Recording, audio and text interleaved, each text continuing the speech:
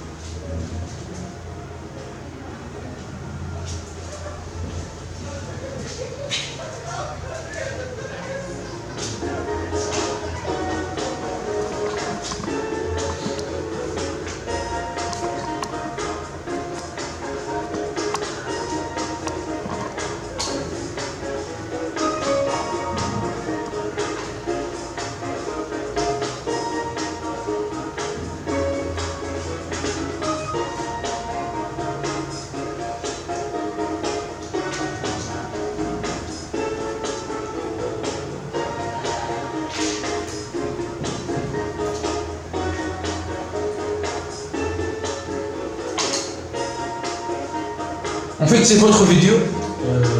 Non, on a créé ces vidéos qui résument les statistiques sur Twitter. Elle explique aussi le choix de Twitter. D'accord.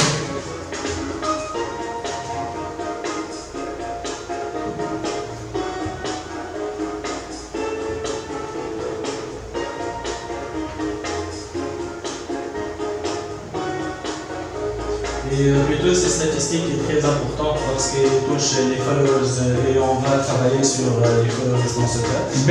C'est pour cela qu'on a choisi ce vidéo. Il y a 58% des followers. Et les publicités ici.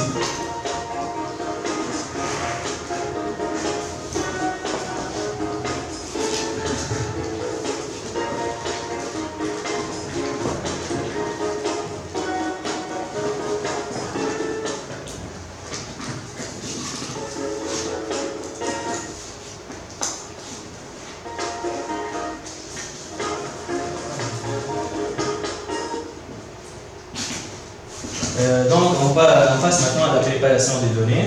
La première chose qu'on a fait, on a scrappé les données avec. C'est un petit échantillon de code qu'on a utilisé pour scraper les données. Et comme vous voyez ici, on a utilisé le boucle while true. On a pris le nom, le split name, profile name, les ID et on l'a stocké dans un fichier. Dans des fichiers, je les envoie. On a utilisé aussi ce code pour faire la formation des graphes et des points, etc. On va les visualiser après avec des graphes et des points pondérés. Concernant la visualisation, on a fait ça avec Giphy. Après, qu'on a scrappé les données de Twitter, on a trouvé ce graphe.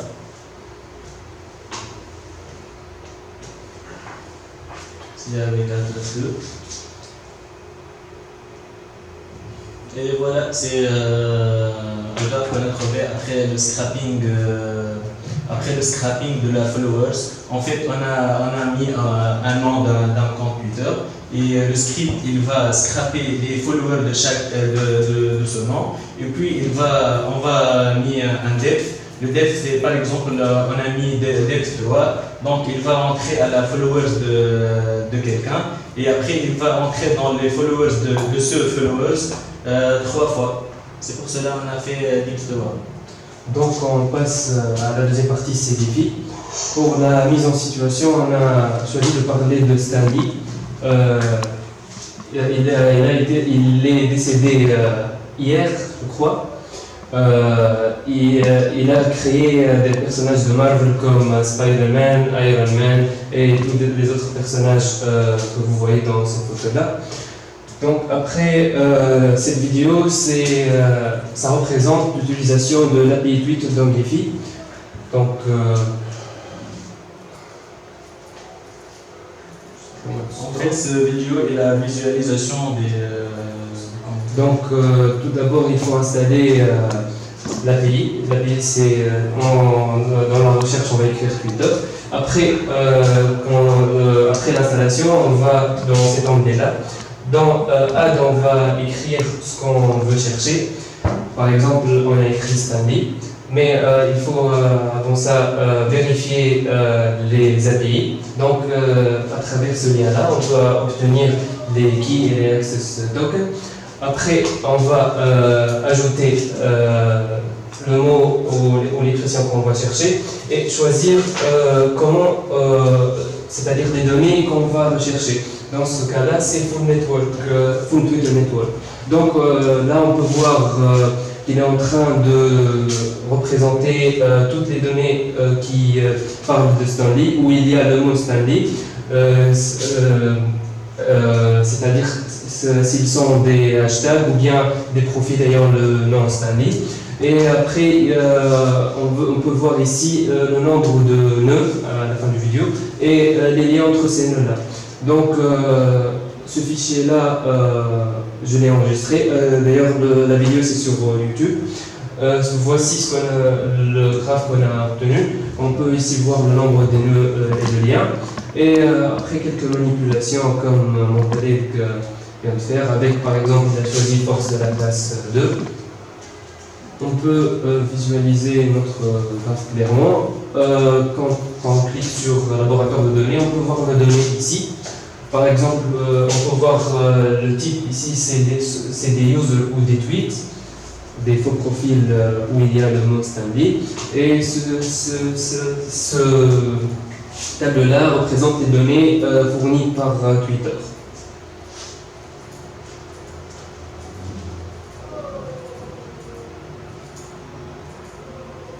Maintenant, après qu'on a scrappé les données de Twitter, en fait, on a pensé d'utiliser YouTube pour scraper les commentaires. Et c'est pour cela on a choisi une chaîne. La chaîne, c'est la chaîne de M. Ahmed. Donc, on a scrappé tous les commentaires de la chaîne.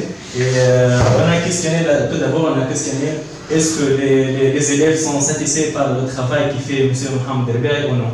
Donc, la première étape, on a scrappé les données de cette chaîne. Donc, pour le scrapping, on a utilisé Selenium. Tout d'abord, on va commencer par l'apport, le WebDriver et les keys. On va voir pourquoi les keys. Le time, parce que lors de l'apport, on doit utiliser la commande sleep pour quelques secondes, parce que la connexion Internet, on va attendre que la page se charge. Et Fadas pour enregistrer nos données dans un data frame. Donc, la deuxième étape, donc, on a chargé le WebDriver. On l'a téléchargé, après on l'a chargé. Donc après, on a donné l'URL de la chaîne, de votre chaîne, c'est-à-dire. Donc ici, on veut, parce que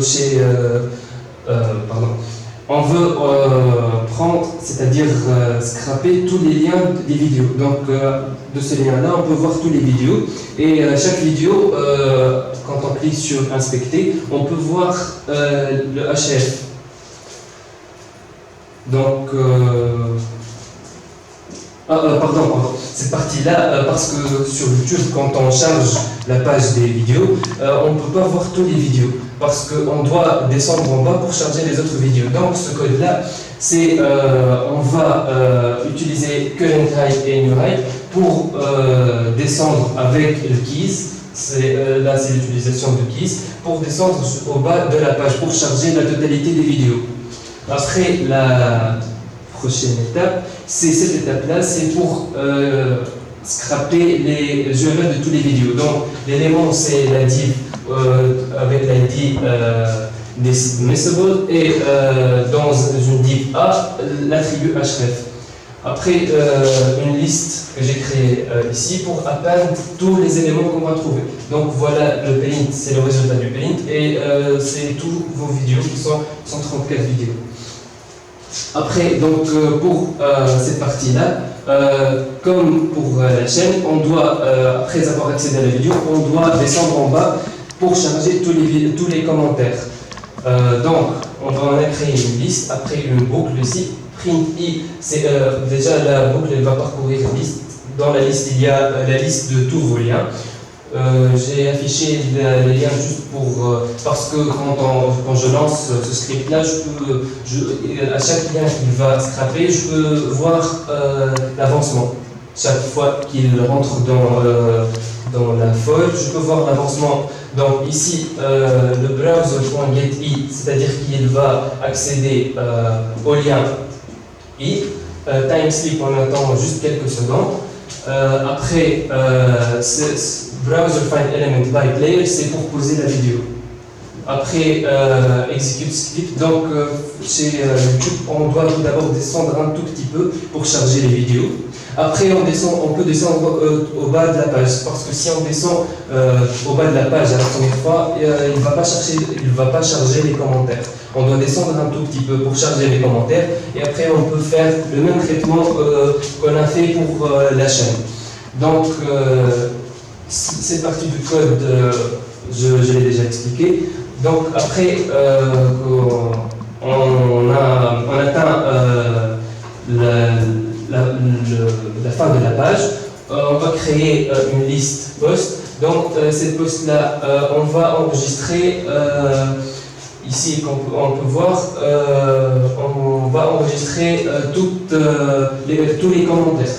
Ici par exemple pour la première vidéo, vous n'avez aucun commentaire. La deuxième vidéo, aucun commentaire. Pour la troisième vidéo, on peut voir que vous avez un commentaire. Merci beaucoup pour la résolution de l'équation de diffusion. Quand on passe... Merci H, mais je peux ajouter quelque chose à mon collègue H. On a utilisé Windows.scroll2 pour descendre à la bas de page parce que les pages comme Facebook et comme YouTube et comme Twitter, ils sont manipulés avec Ajax. Donc on va scroller de la bas de la page pour charger d'autres commentaires. Ce sont des échantillons des commentaires que vous avez dans la chaîne. Cette partie-là, c'est pour enregistrer les commentaires dans un fichier. Donc, on a enregistré les données dans finalDF.toCSV. Donc, il va créer ce fichier-là. C'est un fichier CSV qui contient tous les commentaires de votre chaîne. Donc, après le scrapping des données, on a utilisé le modèle NLP, Natural Language Processing, pour manipuler les commentaires que vous avez dans les chaînes. Et NLP, il travaille avec les poids. Il y a une intervalle entre moins 1 et 1. Il va couper la chaîne en des caractères. Il y a des caractères positifs, il y a des caractères négatifs. Et comme vous voyez ici, c'est presque tous les commentaires sont des commentaires positifs. Il y a des commentaires qui sont traces. La courbe ondulée sur les traces. Donc globalement, les commentaires sont positifs. Et c'est un bon travail. Après, on passe pour Facebook. Donc, la cible, on a choisi Donald Trump. Ce post, c'est Happy Birthday United States Marine Corps. Donc, on a, de la même manière, on a utilisé ces liens pour scraper les données. Donc, les imports. On a utilisé Unicode Data et Unicode pour les emojis, on les a transformés en texte. Donc ici c'est la seule différence que pour Facebook on doit envoyer nos données, c'est-à-dire ici j'ai un seul email et keys et après on clique de la même manière que YouTube, après on passe le lien et donc ici pour Facebook il charge un nombre de commentaires, c'est-à-dire parfois 6, 5, alors qu'il y a pour ce post par exemple 4000 commentaires, puisque comme mon collègue a dit, il utilise Ajax, donc j'ai cherché le bouton View More Comments Comme sur la page, il va chercher tous les view comments sur la page et après ceux qui sont sur la page pop-up, parce que ce lien-là, il va charger le post en pop-up, c'est-à-dire mode théâtre sur Facebook. Donc ça sera le dernier bouton view comment, c'est pour ça que j'utilisais -1. Après clic. Donc le sleep c'est pour attendre un peu et après comme sur YouTube on charge tous les commentaires. Voici quelques commentaires qu'on a chargés de YouTube. Et cette fonction-là c'est pour transformer des emojis, c'est pour transformer les emojis en texte. Après pour l'analyse sentimentale on a utilisé TextBlock et Made. C'est-à-dire NLTK pour YouTube et TextBlock pour on a utilisé NLP pour Twitter et TextBlock et NLK pour YouTube et D'accord, ok, continuez, merci. Continuez. Donc ici pour TextBlock, donc ce qu'il va faire c'est la tokenization. Chaque mot il va lui donner, comme mon collègue m'a dit un peu. Par exemple, on peut voir des mots qu'il va donner des tags LNS. Noun plural comme desks par exemple. Chaque mot il va lui donner des tags et après donc il va donner une polarité. C'est le mot j'ai dit le quoi, mais c'est. Oui, j'ai compris, mais en fait, j'ai pas voulu en fait t'arrêter pendant la présentation. Oui, c'est une polarité, c'est pas grave. C'est la polarité. C'est pas grave. Oui, comme il a dit, la polarité entre -1 et 1. Et la subjectivité, c'est soit il est objectif ou subjectif, c'est entre 0 et 1. Donc pour ce code-là, on va accéder au fichier. Chaque ligne, on va lire ligne par ligne. La commande TextBlock ligne pour analyser cette ligne-là. Donc en fait, pour avoir des résultats meilleurs, on doit jouer sur les paramètres. Ici, j'ai utilisé un exemple très très simple. Donc si la polarité est supérieure à 0, parce qu'on a dit qu'elle peut être entre -1 et 1, si elle est supérieure à 0, je l'ai considéré comme un commentaire positif. Sinon négatif. Et ici, pour le count, pour savoir le nombre total de commentaires, après pour le résultat, donc le nombre de commentaires positifs sur la totalité, j'ai affiché le nombre de commentaires positifs. Donc 44% des commentaires sont positifs et ça nous donne 48% de la totalité de commentaires qui sont positifs. Et la négativité c'est 47, c'est-à-dire 51%. Et à la fin, on n'a pas utilisé Beautiful Soup. On est capable d'utiliser Beautiful Soup, mais le problème avec les sites comme Facebook et Twitter qui utilisent JSON comme un outil, il est très difficile de manipuler les données avec Ajax par le Beautiful Soup. C'est pour cela qu'on a choisi de travailler avec Selenium. Donc juste, je veux ajouter pour la partie VED. Donc on a 4 critères qu'il va nous donner, c'est positif, neutral ou négatif et compound. Donc j'ai utilisé un exemple assez simple. Donc cette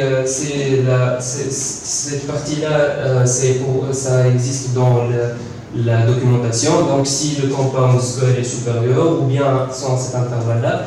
De la même manière, donc s'il est supérieur ou égal à 0,5 en commentaire positif, négatif ou count, mais on peut voir qu'on n'a pas trouvé les mêmes résultats que TextBlock.